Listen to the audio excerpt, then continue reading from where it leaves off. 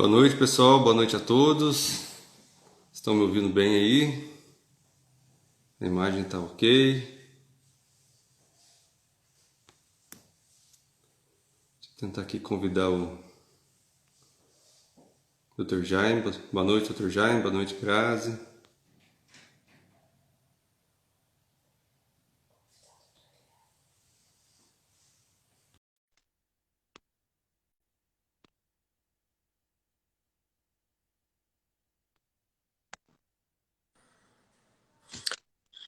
Boa noite, doutora Edilson, tudo bom? Boa noite, Dr. Jaime. Tudo bem? E Olha, você? Bacana. Vou tentar aqui convidar o Dr. Leonardo Andreotti, nosso palestrante. nosso Flamengo tá jogando hoje, doutora Edilson. Ah, então. Hoje é dia de show. A seleção brasileira está em campo hoje. Olha só que legal, hein? Que grandes amigos. Fala, Tem que falar doutor. doutor. Eu sei que a live é uma live formal, né? Doutor, Mas não. com, Eu não vou te. Não. aliás, eu vejo aqui, né, grandes amigos, grandes autoridades nos temas respectivos e com gravatas. E eu aqui todo despojado, né? E eu aproveito nesse sentido, Edilson, meu caro amigo, Jaiminho, meu caro amigo, para agradecer a oportunidade. Para mim, estar aqui com vocês é motivo de muita alegria, muito orgulho, né? O OAB Pouso Alegre significa muito para minha carreira profissional também, e estar aqui nessa live vai ser bem legal, bem divertido. Muito obrigado pelo convite. Prazer é nosso, né? Dr. Leonardo aqui, não vou chamar de doutor também, porque é amigo de longa data, né? É motivo de felicidade para mim estar com o Dr. Leonardo, Dr. Jaime, especial com o Dr. Leonardo, um amigo que, de certa forma, me influenciou para estar no direito hoje. Foi a pessoa que me encaminhou, me deu força para isso. Então é motivo de gratidão da gente estar aqui, motivo de felicidade. Dr. Jaime, amigo também de longa data, além de todos os colegas de trabalho, viu? Ô, Edilson, posso começar aqui a fazer a abertura? Ô, fica à vontade. Então, eu vou, primeiramente, dar abertura aqui. Essa semana de palestras, né, da Advocacia de Pouso Alegre, comemoração do mês de advogado. Parabéns ao doutor Edilson pelo apoio tenho certeza que vai ser uma brilhante conversa com duas autoridades no tema. E eu peço licença, né, a quebrar o protocolo com o meu amigo Léo, né? Léo é um amigo de longa data, né? É uma pessoa que dentro de casa, então é uma pessoa que eu gosto muito, que eu vi crescer na vida e profissionalmente. Hoje é esse ícone aí, né? A gente espelha no Léo hoje para na matéria do direito esportivo, não, eu acho que não tem igual no Brasil hoje, né? Então, é uma honra, né? Primeiramente, ser seu amigo, e segundo, tê-lo como referência aí. Parabéns. Obrigado. Obrigado pelo pela participação aqui na live de Pouso Alegre. Está devendo uma vinda a Pouso Alegre no evento da OAB presencialmente. Eu já tenho puxado a sua orelha faz muito tempo, E não é mas só uma, não, né? Tô devendo várias. várias.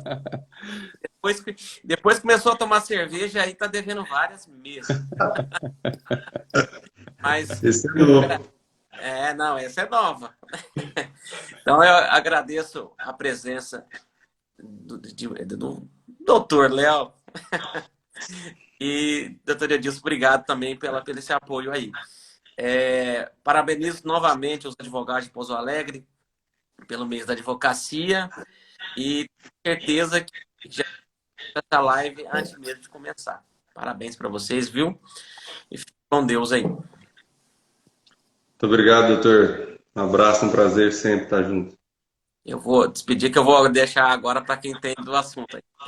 Eu não sei, eu acho que você devia ficar aí. Mas já que você está saindo, doutor Jaime, meu querido amigo Jaiminho, é só aproveitar então agradecer as palavras, né? E dizer que para mim é uma honra enorme. Realmente estou devendo várias visitas, isso já deveria ter acontecido. mas eu vou culpar a pandemia, né? Porque a gente tem que colocar a culpa em alguém. E a pandemia veio na hora errada, Tô então vendo, a gente culpa. tô falando mais e vendo mais sua mãe do que você. Olha É aqui. verdade. É verdade. Mas muito obrigado, viu, Jaime? Fica à vontade, um prazer. Abração, fica com Deus. Tchau, tchau.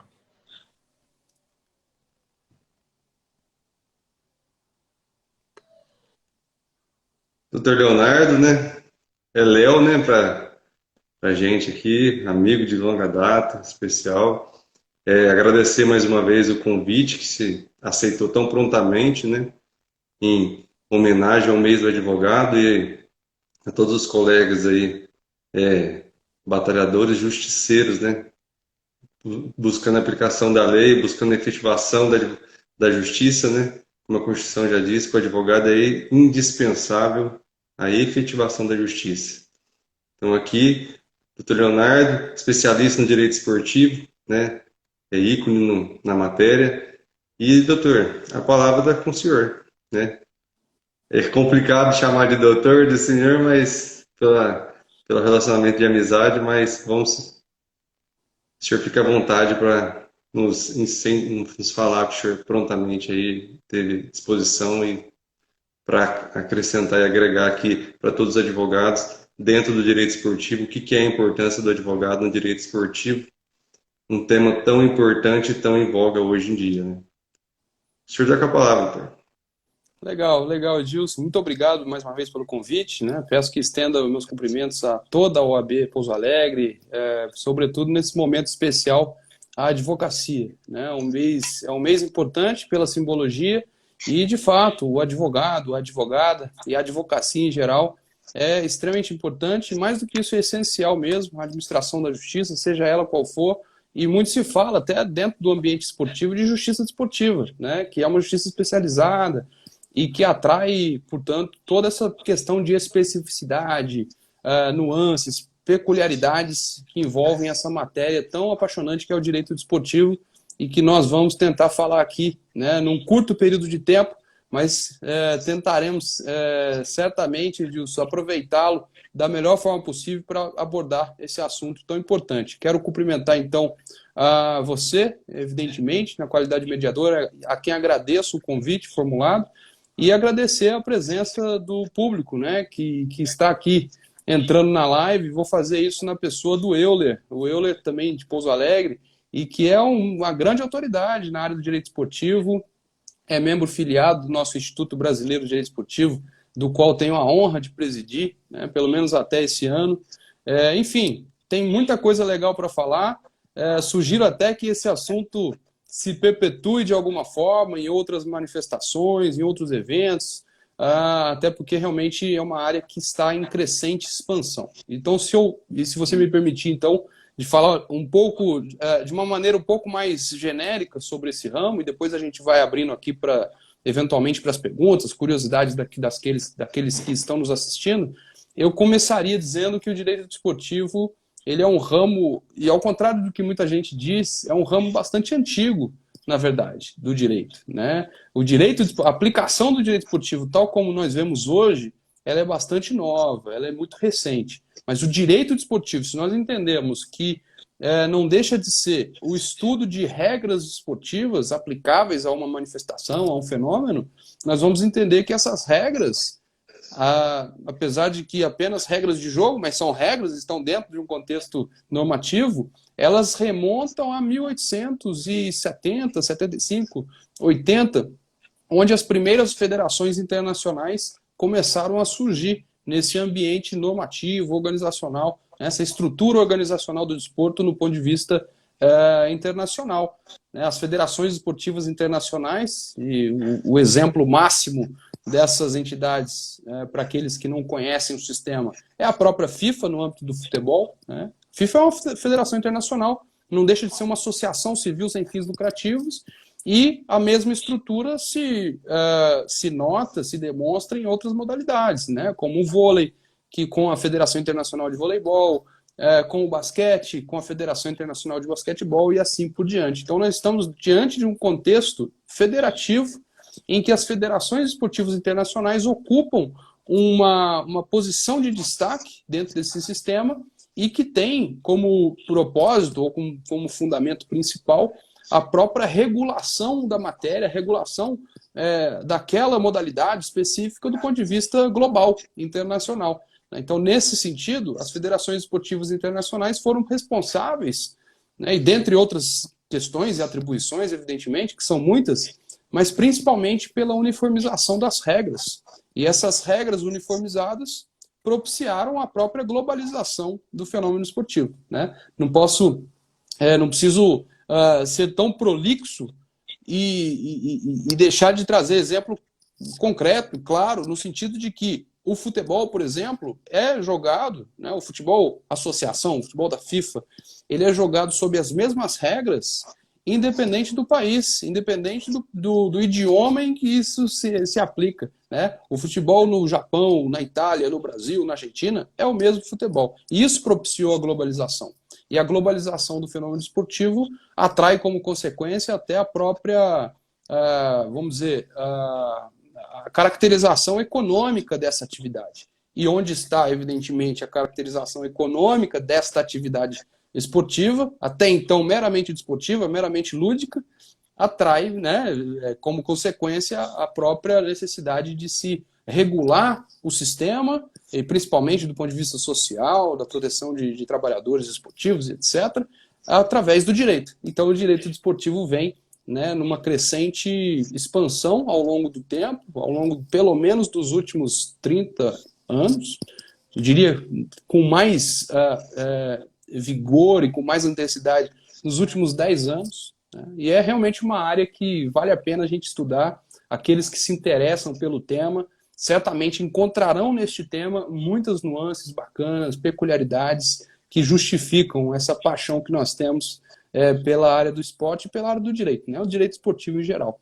E aí, só para finalizar essa primeira parte, eu passo a palavra, evidentemente, para de repente conduzir alguma questão, alguma curiosidade, alguma dúvida, senão a gente vai falando também, mas falando do Jaiminho aqui, né, o Jaiminho falou da minha atuação no âmbito do direito esportivo, você sabe que ele foi um grande atleta, Edilson, ele nadava, a gente nadava juntos, aí como eu sou um atleta frustrado, aí eu fui para o direito esportivo. Ele não, ele é renomado, consagrado, aí ele não foi para o esporte, ele não precisava disso, né? Então, fazendo só essa brincadeira para ressaltar a qualidade do Jaiminho. Vi aqui ali a Raquel que entrou, o Fernando Maglione, que legal, que bacana. É difícil falar de todo mundo, mas essa live está sendo muito interessante também para rever grandes amigos, Edilson. E você está me propiciando isso. Muito obrigado. Bacana. O que eu acho interessante que para o advogado e para o esportista, né, seja como amador, aliar essas duas paixões, né, tanto o direito quanto o direito esportivo. Deve ser algo bem surpreendente, muito prazeroso. E a questão da globalização que se aplica aqui, se aplica do outro lado do mundo, e sem você falar um idioma do outro, você aplica todas as regras, todo mundo sabe o que é o futebol. Bacana.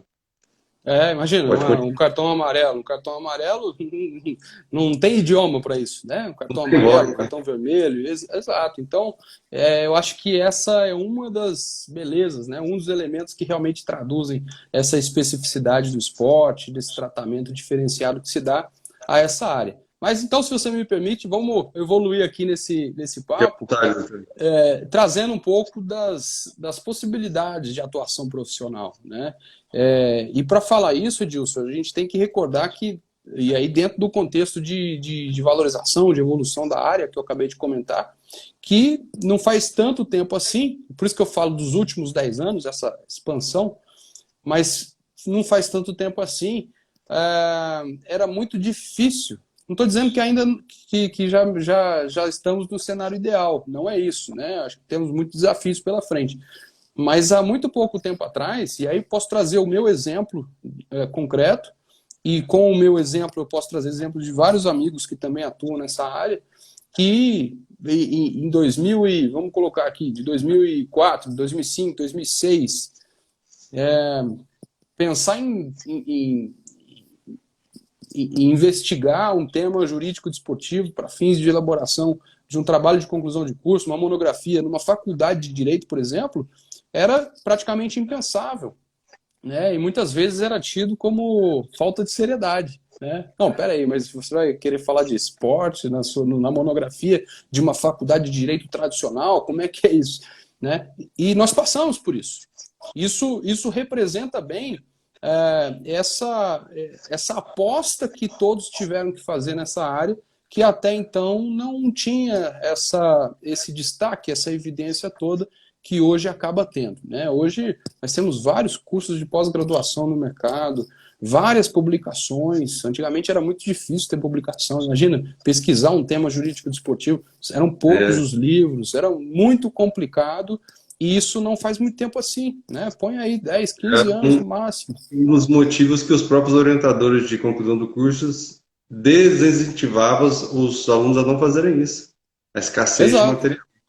Exato. E a gente, quando conseguia finalmente persuadir os orientadores a aceitarem, a gente tinha que comemorar, porque o que a gente falava era tido como certo, né? Então, desde que você fizesse uma cara séria e falasse uma coisa que, independente de estar certo ou não, aquilo passava. Brincadeiras à parte, era realmente muito complicado, era realmente muito difícil, não faz tanto tempo assim. E nisso, eu posso dizer, e aí puxando também um pouco para a instituição que eu presido, que eu tenho a honra de presidir, nós temos um Instituto Brasileiro de Direito Esportivo, que foi a primeira instituição no Brasil a tratar do tema, né, a ter como propósito estatutário, uma associação civil sem fins lucrativos, e ter como propósito estatutário, institucional, a própria difusão, disseminação, com tudo isso, a própria evolução do direito desportivo no Brasil. E o IBDD data de 21 de março de 2001. Portanto, são 20 anos, são 20 anos. Imagina, uma instituição, a primeira instituição a tratar do direito esportivo brasileiro foi o IBDD, com 20 anos de fundação.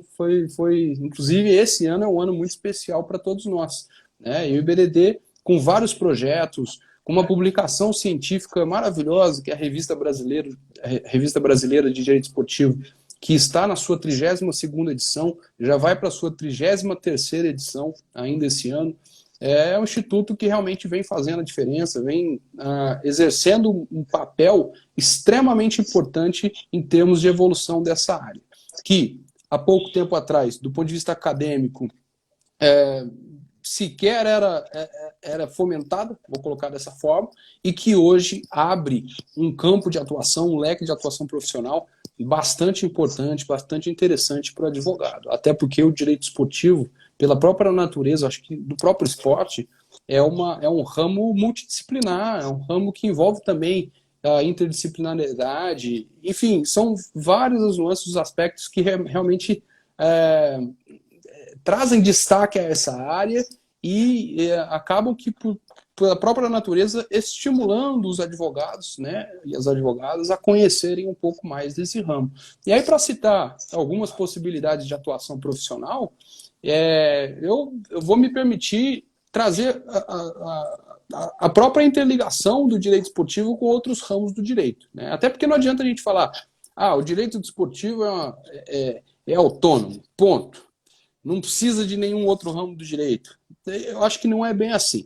Eu acho que o direito esportivo, como eu acabei de dizer, e volto a dizer, e volto, né, repito, é um ramo multidisciplinar, é um ramo interdisciplinar e que vale a pena justamente por essa nuance, essa natureza. Então, quando eu falo de direito esportivo, eu basicamente, se eu entender, né, dentro de um contexto mais social, dentro de um contexto mais profissional, né, de um esporte de rendimento, e aí você mesmo comentou o termo amador, né? O termo amador é um termo que remonta das federações internacionais ao longo do tempo, né? Hoje a Lei Pelé, ela trata o termo amador como um atleta não profissional, né? E por quê? Porque existe o atleta profissional. O não profissional e o profissional são exemplos de manifestações esportivas dentro de um gênero de rendimento, né? Mas espera aí, tem uma manifestação de rendimento, então tem outras? Tem a manifestação educacional, por exemplo, extremamente importante, uma manifestação de participação, a manifestação de formação esportiva, são manifestações que a própria Lei Pelé, que vale dizer, para quem não conhece, que é a Lei Geral do Desporto Brasileiro, traz, né, do ponto de vista legal, para fins de organização, de atuação. Então, quando a gente fala de desporto profissional ou praticado de forma profissional, nós estamos falando de atletas, verdadeiros trabalhadores esportivos. E, evidentemente, que isso traduz em peculiaridades esportivas dentro de uma relação de trabalho, né? Então, quando eu falo de direito esportivo do trabalho, eu estou muito mais falando das relações de trabalho com as nuances e especificidades esportivas. Então, eu tenho uma junção do direito do trabalho e o direito esportivo, por exemplo, né? Isso é extremamente importante. Aí eu vou sair um pouco do futebol e vou para... Não, mas mesmo no futebol, mas vou para outras modalidades em que muitas vezes o vínculo empregatício não é exatamente o cerne da questão. E aí os atletas precisam se sustentar a partir de contratos civis, de patrocínio, por exemplo, né? Então, quando eu falo de patrocínio esportivo, ou contratos de publicidade, ou contratos de licenciamento, eu estou, evidentemente, fazendo uma junção importantíssima entre o direito desportivo e o direito civil, né? Da mesma forma, quando tenho que organizar uma assembleia geral de uma liga, de uma confederação ou de um clube, né? São pessoas jurídicas de direito privado, eu preciso seguir, evidentemente, as normas que constam ali da Lei Geral do Desporto, na Lei Pelé, mas o próprio Código Civil. Eu estou tratando de associações, na maioria das vezes, né? E para aqueles que estão acompanhando o cenário atual, do ponto de vista legislativo, as associações que aos poucos vêm encontrando um incentivo, e até do próprio Estado agora, para se transformarem em sociedades empresárias, né? O que dizer do projeto de lei que foi aprovado da Sociedade Anônima do Futebol? Então, são questões que acabam trazendo uma certa evolução e, principalmente, possibilidades de atuação profissional do advogado. Aí, olha só que legal. É do advogado desportivo, propriamente dito, puramente desportivo?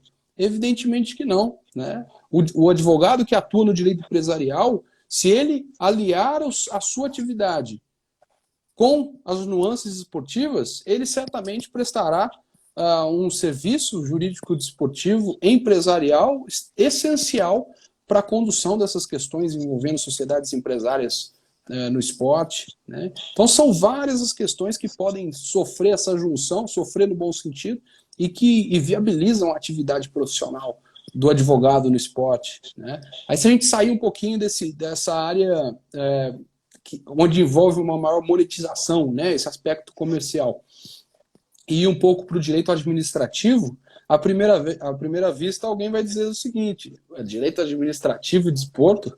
Não, agora não, isso não vem, você não vai me convencer, aposto que você pensou isso, não é possível, eu quero entender agora de onde vem essa interlocução.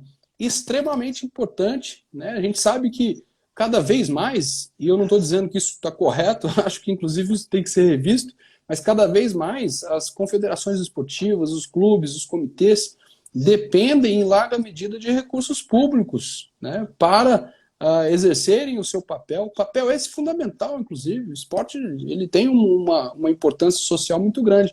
E essas entidades prestam um serviço à sociedade. E muitas vezes com recursos públicos. Só que o recurso de natureza pública, evidentemente, atrai toda não vou dizer burocracia, porque burocracia é um termo que pode ser pejorativo, mas toda a carga que se dá a um direito público que é totalmente diferente, ou pelo menos tem uma lógica diferente do que se vê no direito privado, né?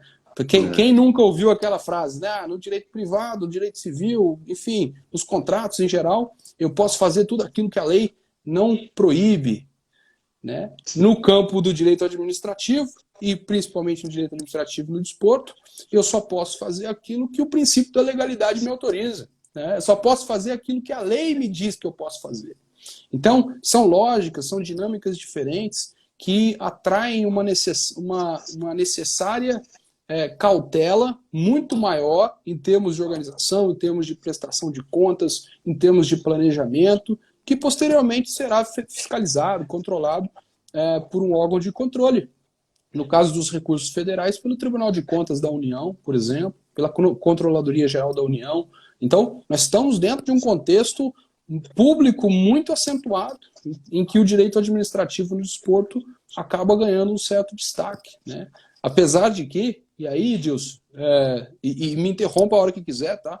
Mas apesar de que quando nós falamos de público e privado, nós estamos falando de um binômio, uma dicotomia muito presente na atividade esportiva. Muito se discutiu em termos de intervenção do Estado, quando é possível, quando é cabível, quando não é, até que em 1988 nós tivemos uma Constituição, uma Constituição que é a conhecida Constituição Cidadã, né, a nossa Constituição Federal, que trouxe lá no artigo 217 um princípio da autonomia constitucional para as entidades desportivas. O que esse princípio quer dizer, em última análise? Ele quer dizer o seguinte: olha, Estado, aqui o Brasil é um país jus-privatista.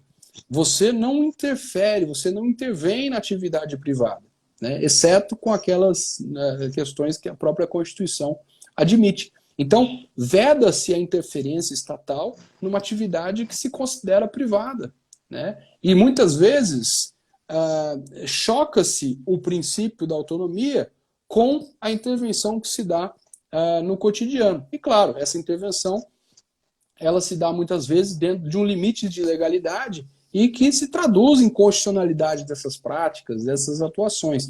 E isso é muito difícil. E, dada a dificuldade, evidentemente, está também o papel da advocacia, do advogado, da advogada, no que nós podemos conhecer como um direito constitucional desportivo. Né? Até aqui nós falamos de direito do trabalho desportivo. Pode falar, pode falar. Que essa questão do direito administrativo seria muito evidente na questão de eventos a nível globais, como foi a Olimpíadas no Brasil. Acredito eu que deve ter envolvido muito o direito administrativo.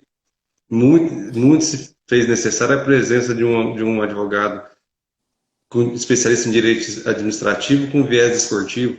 Olha, para você ter uma ideia, Edilson, todo mundo, muita gente que atua na área pública, principalmente em contratações, sempre não, mas com muita intensidade, com muita frequência, vem utilizando o regime diferenciado de contratações, por exemplo, e que pouca gente sabe, mas é decorrência da própria Copa do Mundo realizada no Brasil. Né? Por quê? Porque pensou-se em um modelo mais simplificado que desse conta daquela realidade naquele momento.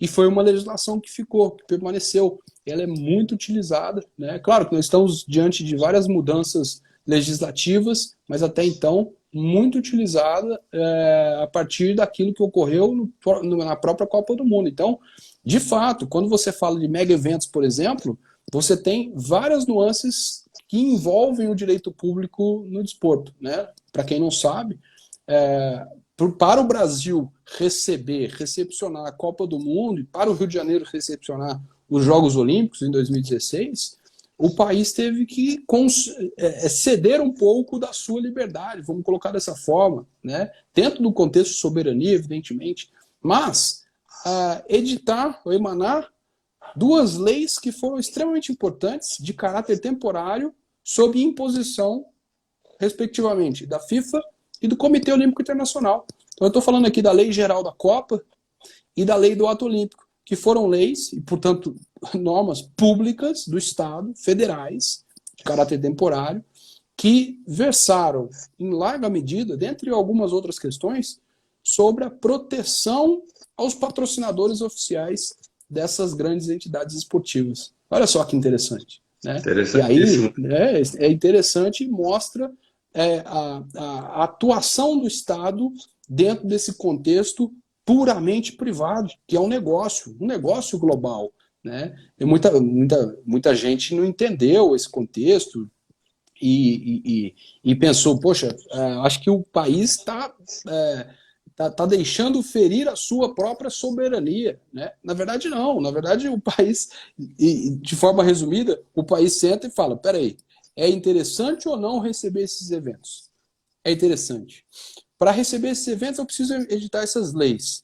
Num balanço aí, no equilíbrio, né, de ponderação, interesses, um custo-benefício, vale a pena? Vale a pena. Por causa disso, daquilo. Ok, então nós aceitamos dentro do contexto da soberania, porque soberania é isso, né? Você poder exercer a sua opção. Então eu estou escolhendo receber esses eventos. E eu recebo esses eventos e, em troca, evidentemente, eu ofereço essas contrapartidas. Isso funciona dessa forma justamente diante do poder dessas entidades esportivas internacionais e das próprias peculiaridades que envolvem a atividade esportiva, né? Principalmente desse fenômeno negocial, industrial, global. Muito interessante, né, Gilson? Muito bacana. São concessões que o próprio Estado brasileiro faz em benefício próprio, né? Então, o que você ressaltou que é interessante, não fere a autonomia do país, né? Ele opta por isso, né? Em benefício próprio, né? Em vantagens próprias. E é interessante e pensar que isso pode se... uma fumaça ainda que pouca de falar que o Brasil está perdendo, nesse caso, a sua autonomia de país independente. Bacana. Assim, vale ressaltar, né? E ressalvar. Isso não quer dizer que tudo aquilo que o país pensou que fosse interessante para a sociedade aconteceu. Aí a execução é outra história. Mas do ponto de vista de planejamento e de escolha e de critérios, claramente, entendeu? Vou colocar aqui de uma forma geral, só para entender. Mas basicamente é a gente sentar e falar, pô, uma Copa do Mundo no Brasil. Uma Copa do Mundo no Brasil pode colocar o país no mapa. E o esporte, ele tem essa, para quem duvida, é só enxergar a história. O esporte tem essa capacidade, esse poder de valorização do país. Isso traz uma série de consequências, inclusive econômicas, positivas. Mas tem que ser feito de uma forma correta, né? Então o país fala, pô, eu vou trazer a Copa do Mundo, isso vai ser importante, porque isso vai me abrir uma agenda assim, assim, assado, o turismo no Brasil vai ser incentivado, isso vai gerar benefícios, gerar empregos, etc. Enfim, tem uma série de situações que são sopesadas para fins de se entender se vale ou não trazer um acontecimento como esse. Imagino eu que vale, né? Até porque existe uma briga sempre dos países no mundo inteiro querendo atrair essas competições. Né? Muito interessante essa parte e realmente é uma coisa muito frequente que acontece no mundo inteiro. Não, ficou muito interessante como é que o direito desportivo, às vezes a gente tem aquela ideia errada que é só questão ligada ao esporte puramente dito, né? Aqui esporte, futebol, vôlei não é. Existe uma base, um plano de fundo por trás disso que envolve todos os ramos de direitos, como você já bem falou aqui. Muito, muito bom. Essa abertura da mentalidade para o advogado que às vezes pensa em atuar e acha que é só uma veia, né, no direito esportivo. Às vezes ele fala assim, vou ter que me especializar puramente nisso. E às vezes ele já tem uma especialização, por exemplo, no direito empresarial societário, e ele vai voltar isso um pouco para o direito esportivo e aliar esses dois lados, ou no direito administrativo, como a gente falou. Então, para quem está pensando em entrar nessa área, a gente vê que você pode aliar no que você já trabalha, no que você já atua, e aprimorar ainda mais no direito esportivo. Exatamente. E assim, e vejo com muito bons olhos as parcerias, né? Então, muitas vezes você pega um conhecimento, uma expertise de um advogado na área do direito empresarial, outra no direito esportivo, e essa junção, evidentemente, traz uma qualificação para um trabalho, né? Eu não comentei e posso comentar agora. Por exemplo, o direito tributário, né? O direito tributário. Aparentemente, você vai falar assim, mas o que isso envolve o esporte? Envolve o esporte porque a Receita Federal não vai poder tributar as medalhas olímpicas que chegam nos aeroportos porque isso faz parte de uma lei. Não, isso é muito simples, isso é uma questão legal. Aliás, o direito tributário está envolto, né, o princípio da legalidade, bastante. Mas, por exemplo, Edilson, olha só que interessante, né, e é um problema. No próprio âmbito do direito do trabalho esportivo, nós sempre nos deparamos com problemas relativos à separação do direito do trabalho e do direito civil no que se refere à exploração da imagem de um atleta, por exemplo. Né? Muitas vezes a exploração da imagem do atleta é vista no âmbito do Poder Judiciário Trabalhista como uma fraude, né? E sendo fraude, considera-se essa imagem uma questão salarial e que é tudo salário e que não existiu a exploração da imagem e que muitas vezes é feita com a intermediação de uma empresa do próprio atleta. Né? Por quê? Porque o atleta usou aquela empresa junto com o clube para pagar menos impostos. Na verdade, não. Na verdade, se eu partir para essa premissa, eu estou partindo de uma premissa estou presumindo a má-fé, né? Vamos colocar dessa forma. Sim. E a própria Lei Pelé, a própria Lei Geral do Desporto, ela permite essa situação. Ela dá a possibilidade de que o atleta, ao negociar o licenciamento da sua imagem para fins de exploração comercial, o faça a partir de uma empresa interposta, né? Onde ele mesmo é o sócio dessa empresa. Isso é plenamente possível. Mas muitas vezes o que acontece? Isso aqui não é imagem, isso aqui é salário. Então foi contratado de forma errada. Esse é salário, contratou com a empresa e não é imagem, fica uma salada, uma confusão, e que resulta, sabe o quê? A atuação da própria Receita, na medida em que os impostos foram recolhidos de uma forma equivocada. Então, há uma série de precedentes, né, no próprio CAF, e que ultimamente vem sendo revertidas, né, essas decisões. Mas uma série de precedentes com várias autuações de grandes atletas no âmbito do futebol. E essas autuações eu não preciso dizer que são milionárias, né? Então, um direito tributário aí com muita incidência, com muita atuação, e agora com o projeto de sociedade anônima do futebol, com muito mais razão, né? Então tem muita coisa ainda para rolar, muita coisa para acontecer, e que fatalmente vai abrir um campo de atuação também para o advogado na área do esporte. E aí, Edilson, avançando um pouco, né? A gente falou direito do trabalho desportivo, direito constitucional desportivo, direito administrativo desportivo, direito civil desportivo, direito tributário desportivo. Eu poderia trazer aqui o direito penal desportivo. Não, mas agora não. Agora não faz sentido, o direito penal não tem nada a ver com o esporte. Na verdade, tem. Existem várias teses, vou citar uma, porque é interessante, mas para justificar o tratamento diferenciado que se dá à atividade esportiva, principalmente naquelas ocasiões em que, a princípio, se está a tratar de uma violação penal, criminal. Imagina, e eu vou trazer o exemplo clássico, né, que a doutrina traz. Imagina uma luta, né, de boxe. São dois atletas agredindo-se mutuamente. Aquela agressão, sai com o supercílio cortado, aquela lesão corporal, né, sai desmaiado. E aí, tentativa de homicídio no boxe? Não. Desde que, e aí entra o direito penal desportivo, desde que aquilo se faça dentro das regras da modalidade, aceita-se a teoria da assunção do risco pelo atleta atingido, pela vítima, que sabe que está ali e pode vir a ser vítima desses golpes, né? Portanto, ele aceita, de certa forma, esse risco, e esse ilícito penal, ele deixa essa esfera criminal e fica para o campo das regras esportivas. É claro que o abuso dessas regras, né, um comportamento doloso, claro que vai trazer a incidência do direito penal, mas é interessante, né, para a gente ter essa noção. Além disso, quando a gente fala, e muito se fala, né, e cada vez mais, e é bom que seja assim, muito se fala de corrupção privada no desporto, né? Imagina, o árbitro da partida era um árbitro comprado, e um dos elementos mais importantes do esporte é o equilíbrio da competição. A competição traz a paixão do torcedor porque a competição é equilibrada, ou deve ser equilibrada. Ela deve trazer, é justa, e ela deve, às vezes não é justa, mas ela traz uma incerteza do resultado, né? Ela traz a incerteza do resultado. Quando tem a incerteza, tem a paixão, tem o interesse. Imagina se eu vou para uma partida que já está comprada desde o início e que o resultado já está... cadê o elemento, né, que nós precisamos proteger?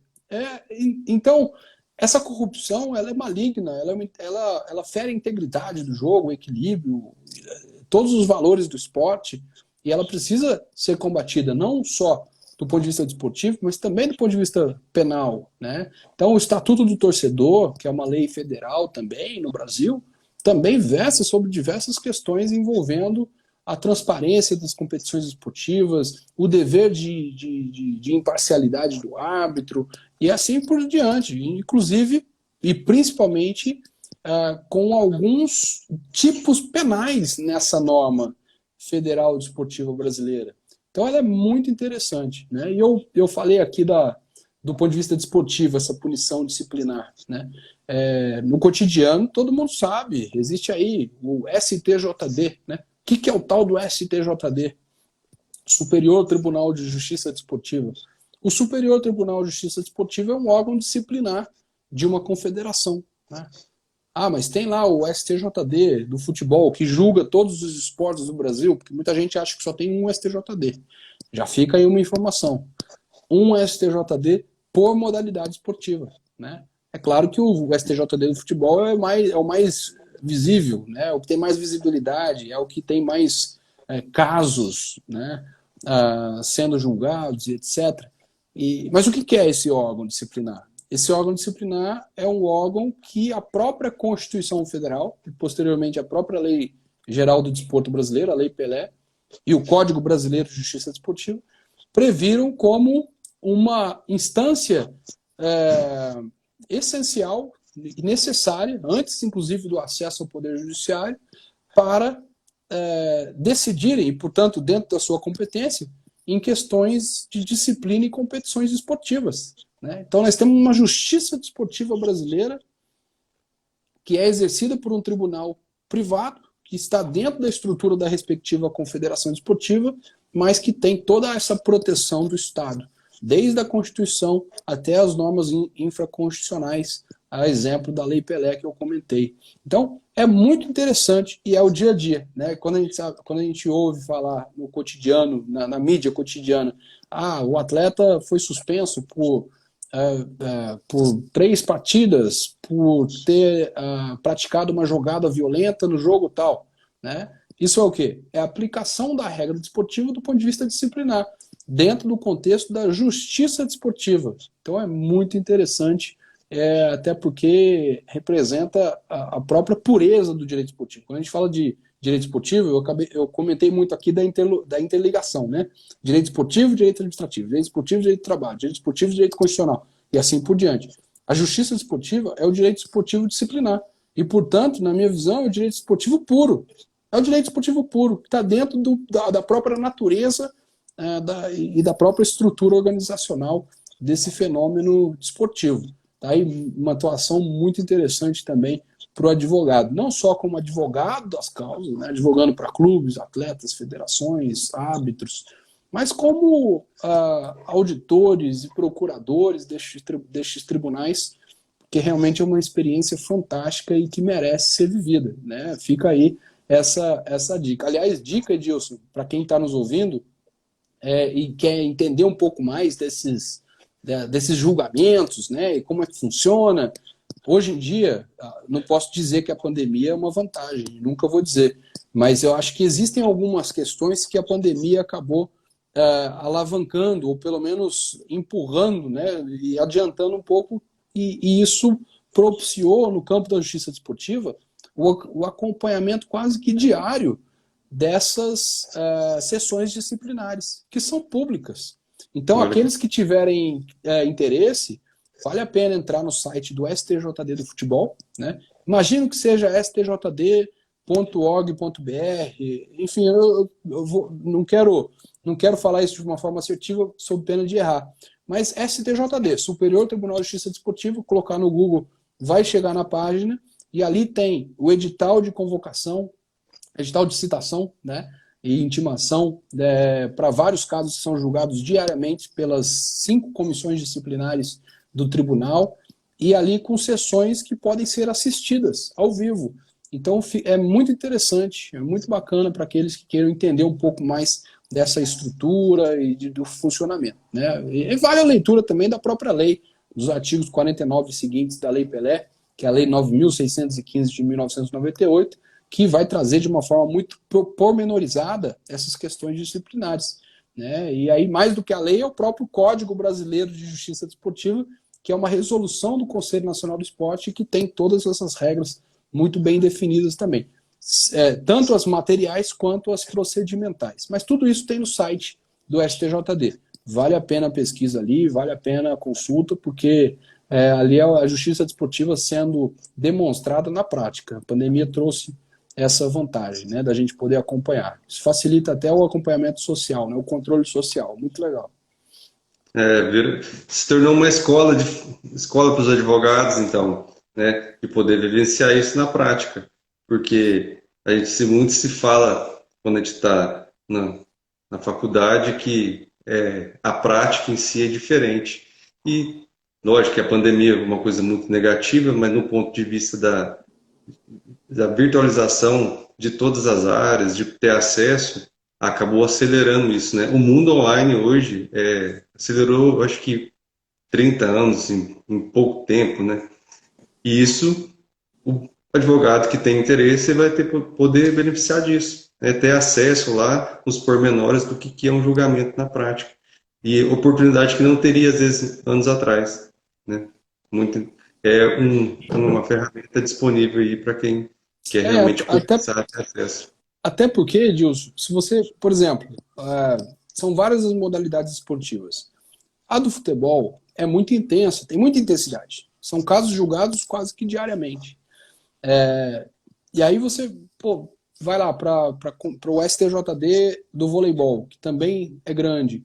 Mas são 6, 7 casos, 8 por ano, né? Uma média. Futebol são 8 casos por dia. Então, são várias, né? É muito maior a possibilidade de acompanhamento desses tribunais. Aí, se a gente for para o exemplo, portanto, do STJD do futebol, ligado, portanto, à Confederação Brasileira de Futebol, a sede é no Rio de Janeiro, né? Então, eu quero assistir uma sessão. Vai ter que ir para o Rio de Janeiro assistir a sessão, né? Mas então, e eu estou falando do STJD, no âmbito nacional. Mas no âmbito regional, nós temos os tribunais de justiça desportivos, TJDs. Né? A diferença é o S, superior e os tribunais. Então, eu tenho um TJD que está relacionado à organização da competição estadual. Aí, no caso de Minas, por exemplo, nós temos o TJD ligado à Federação Mineira de Futebol. Então, vamos lá. Eu quero assistir uma sessão do TJD. Precisa ir para Belo Horizonte. Não, eu quero assistir o TJD de São Paulo, da Federação Paulista de Futebol, que é mais perto, para quem está no sul de Minas, aí, em Pouso Alegre, Santa Rita, Sapucaí. Legal, são 2 horas de viagem, 2 horas e meia para assistir uma sessão do TJD.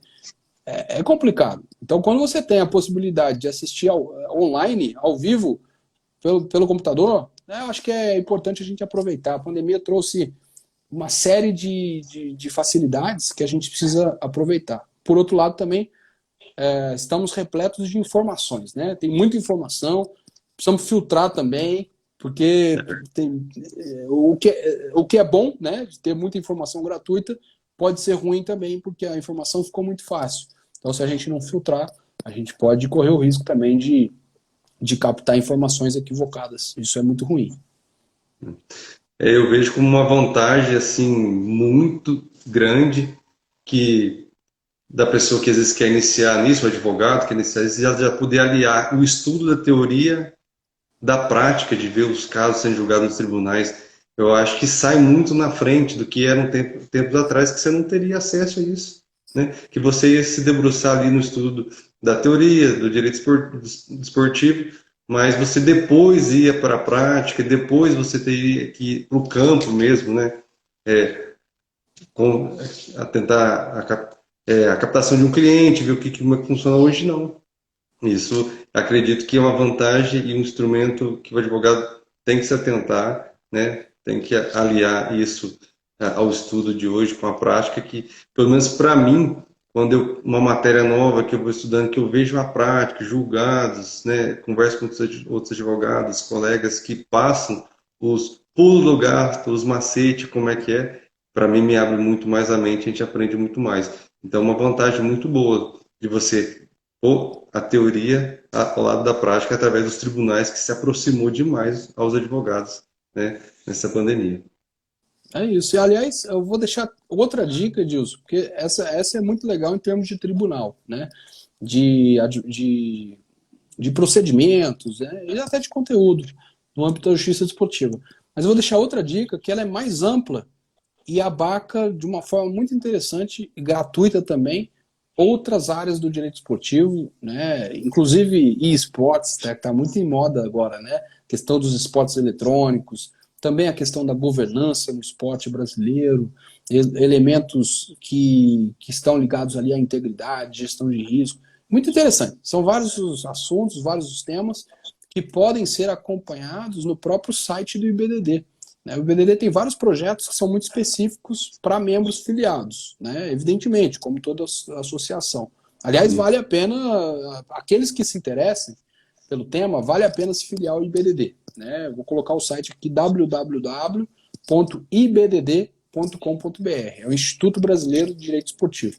Então, mesmo aqueles que não se filiam, têm a possibilidade de acompanhar os artigos. São artigos publicados todas as semanas, então pelo menos um artigo publicado no site do IBDD, artigos curtos, práticos, profissionais, operacionais mesmo, artigos de 4 páginas, 5 no máximo. E esses artigos são publicados toda quinta-feira. Então, se a gente for lá no site do IBDD, vai ter uma série de artigos sobre vários temas, e esses artigos publicados na quinta-feira dão a possibilidade do autor do artigo participar de uma live na próxima terça-feira, na terça-feira seguinte, sobre o artigo. Então, imagina, olha que legal, você está no mundo inteiro e fala, pô, vou ler esse artigo, gostei. Então, eu vou participar da live, que está lá no Instagram do IBDD, @IBDD, _IBDD, enfim, é só procurar, é fácil. Só não vou falar aqui porque eu vou errar.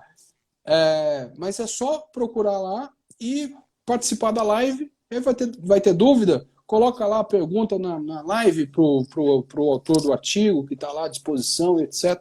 Então é uma forma interativa muito interessante da gente estar num ambiente evidentemente confiável, né, com credibilidade, que vai trazer informação assertiva, correta, de qualidade, e com o autor dos artigos. Então é uma possibilidade de interação constante e gratuita, Edilson. Eu acho que isso aí não existia, né? Na nossa época não existia isso não.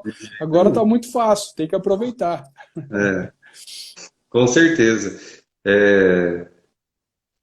Os advogados, a gente vê que o direito esportivo está proporcionando aí muita coisa boa para advogados que já têm uma certa especialização e que é aliar ao direito esportivo, ou aqueles que às vezes estão iniciando na advocacia e ainda não sabe que ramo seguir, aonde se especializar. O direito esportivo aí é uma boa, e para começar a carreira de advogado, e já com muitas dicas aí para sair na frente, saber aonde obter informação de credibilidade e confiança, já filtrada, né? Esse mundo online que é despejado muita coisa. Então é riquíssimo aqui as dicas suas, Léo, para todos nós aqui dos advogados, né? Legal, que bom, que bom. Tem muita coisa para a gente falar, e certamente não vai ser a última oportunidade, Edilson. Precisamos avaliar outras ocasiões para a gente falar com muito mais propriedade sobre essa área, porque realmente é uma área que apaixona muito e, ao mesmo tempo, ela está em crescente expansão. Cada vez mais nós notamos o interesse não só dos advogados e advogadas, mas dos estudantes. O próprio IBDD tem um projeto hoje que se chama IBDD Universitário. O que é esse projeto? Basicamente é uma parceria estabelecida pelo IBDD com as atléticas de direito do Brasil inteiro, né? E é aberto, né? Toda atlética que tiver interesse, só entrar em contato com o IBDD e falar, tenho interesse na parceria. E aí o que o IBDD faz? Um grande laboratório, acho que são 10 por ano, cada um com um tema diferente. E aí o laboratório sobre um tema específico dá a possibilidade dos alunos daquela atlética respectiva, né, ou de todas as atléticas que participam desse projeto, de estarem ali com tutores específicos, profissionais, debatendo, tirando dúvidas, esclarecendo questões. Muito interessante. Então, o direito esportivo ele não está mais só no ponto profissional. Depois que você se forma, se especializa, fala, agora, peraí, eu tenho um direito esportivo. Não. Lá no âmbito da formação universitária, a gente já está conseguindo chegar. E isso vai ter reflexos muito positivos lá na frente também. A gente está cada vez mais conseguindo trazer uma evolução para essa área, e fica essa dica mesmo. Acho que é importantíssimo para o advogado e para a advogada, para o estudante de direito, saber que existe essa área também à disposição para que essa área possa ser explorada, né? Não preciso nem dizer que um curso de especialização é essencial, né? É extremamente adequado, principalmente pelas peculiaridades do esporte que precisam ser bem compreendidas. E só se compreende quando a gente realmente faz uma imersão, né, nesse mundo tão específico que é o esporte, que é o direito esportivo. Muita evolução, né? Muita evolução em pouco tempo. Grande acessibilidade de forma mais fácil. Você tem mais alguma coisa a ponderar, não falar? Tem Não, alguma eu coisa acho que que, quer? olha, eu acho que, eu estou vendo aqui, ó, Graziella, deixando um convite aí, em nome da subseção, voltarem mais vezes, excelente, excelente, muito bacana. Aliás, a subseção de Pouso Alegre está de parabéns, né? Essa semana ah, extremamente produtiva, com temas muito interessantes, né, Gilson? Temas muito interessantes, temas muito importantes.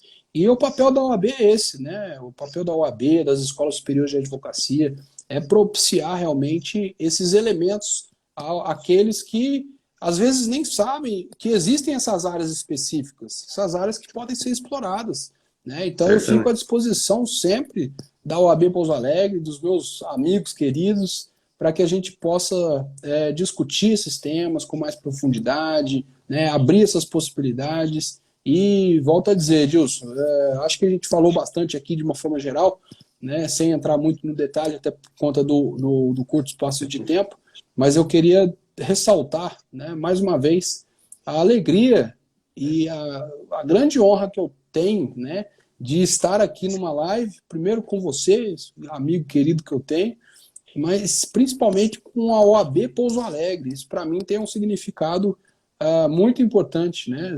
Como você sabe, passei um tempo muito importante da minha vida em Pouso Alegre, tenho grandes amigos em Pouso Alegre, minha formação foi em Pouso Alegre, minha formação esportiva foi em Pouso Alegre, né? Então, para mim, estar aqui é uma pena que não é presencial. Se fosse presencial, com certeza, né, teria um brilho ainda muito maior de Com poder voltar certeza. a essa cidade maravilhosa. Mas para mim foi realmente um prazer, uma satisfação.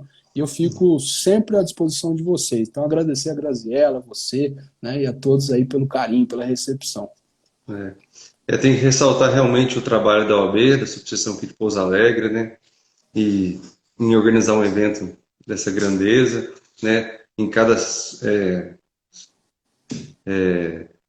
me fugiu a palavra, em cada não é membro, gente, mas em cada área específica tem Um cada mediador? comissão, Ah, né? Em comissão. se organizar em comissões, né? E eu, se você me permite, eu queria ver se o Dr. Euler, né, que representa a Comissão de Direito Esportivo de Pouso Alegre, se quer ter uma participação aqui, fazer alguma ponderação, alguma pergunta. Se ele estiver aí ainda, não consigo ver se ele está. O Euler é um grande amigo, um grande parceiro. Sabe muito. E, e, e nada melhor do que a Comissão do Direito Esportivo também está aqui presente. Se quiser, às vezes, comentar, perguntar, ponderar, acrescentar, vai ser Entrar uma na honra. live, né? Até, Fica não sei se ele tranquilo. quiser pedir o convite, eu não sei se ele está aqui, mas acho que não. Acho que é agradecer, doutor Leonardo. Para muitos, para mim, Léo, é um prazer estar aqui fazendo essa live em homenagem a todos nós, advogados, a todos os colegas, né? É, agradecer mais uma vez o seu convite, né?